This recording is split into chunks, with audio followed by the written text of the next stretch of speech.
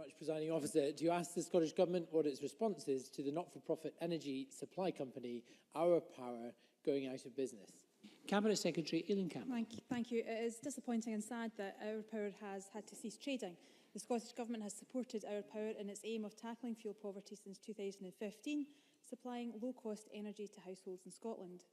Our immediate response is focused on looking after the interests of the customers and the staff of Our Power. The independent regulator, Ofgem, are now in the process of appointing a new supplier to take over Our Power's customers. Customers are protected and no one will be cut off as a result of the change in supplier. Ofgem advised is for customers to take a current meter reading and wait to be transferred automatically to a new supplier. In due course, we will provide further support to Our Power customers as needed, for example through our Home Energy Scotland service. This is a worrying time, though, for Our Power's employees in Edinburgh, and we have offered support through our Partnership Action for Continuing Employment, PACE. PACE aims to minimise the time individuals affected by redundancy are out of work, and we're making this help available immediately. We will also work with Our Power's partners to identify any further employment opportunities for these highly skilled and experienced staff. Alice Cole-Hamilton.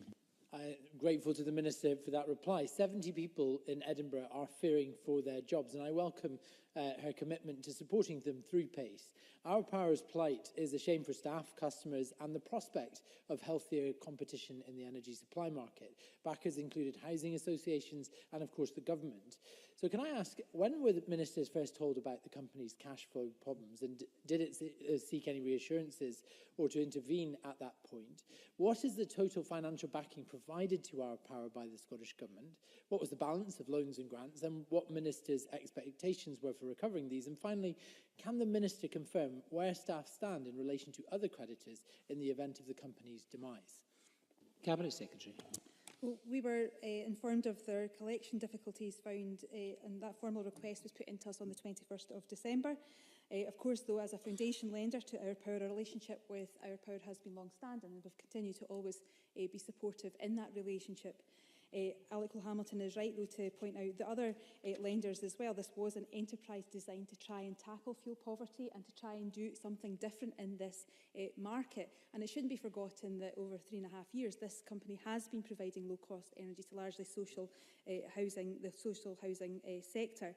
The staff, though, I understand absolutely, it is a real worry, and it will be a worrying time for the staff, the 70 staff who are mostly in the Craigmillar area of Edinburgh. And again, I would reiterate our offer around the Partnership Action for Continuing Employment scheme to ensure that there is a speedy and effective response to their imminent plight. I'm happy to engage with the member in any other details, of course, forby the exchange that we'll have today, but we'll continue to work with Our Power where we can provide support.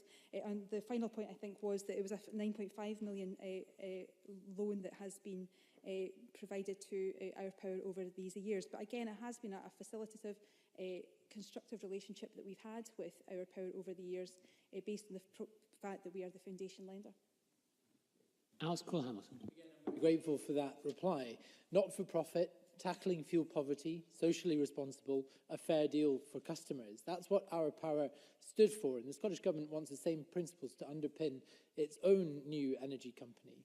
Our Power Chairman, Alistair Seal, said that it is now generally accepted that it is unclear what level of financial backing is required for a new entrant to cope with market volatility and regulatory change.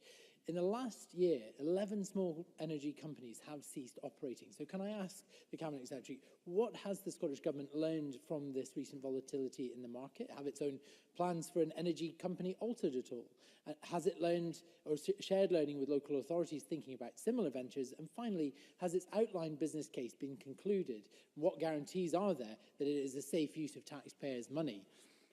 Cabinet Secretary. And again, Alec Cole-Hamilton raises very legitimate and important points. And of course, I think we'll give that commitment to take any learning that we can from the experience that we've gone through with Our Power. In terms of the relationship between Our Power and the creation of a public energy company, of course, we'll continue to develop proposals that will deliver the ambition of a public energy company, and we're on track to deliver that ambition by the end of this Parliament. And of course, my colleague Paul Wheelhouse has lead responsibility for that work, and will be taking due cognizance of the points that Alec Cole-Hamilton makes. But of course, we can't wait for the UK Government or for the market to deliver lower fuel prices for Scottish consumers, and our Power Public Energy Company will support Scottish Government ambitions for energy consumers. It's about consumer confidence and choice, and over half of consumers remain on standard variable tariffs, currently the most expensive. The Public Energy Company, therefore, forms part of a solution complementing the Scottish Government's much wider work on energy consumers and on fuel poverty. And again, we'll endeavour to make sure that any member with a concern as a result of this is furnished with the facts and any developments on this.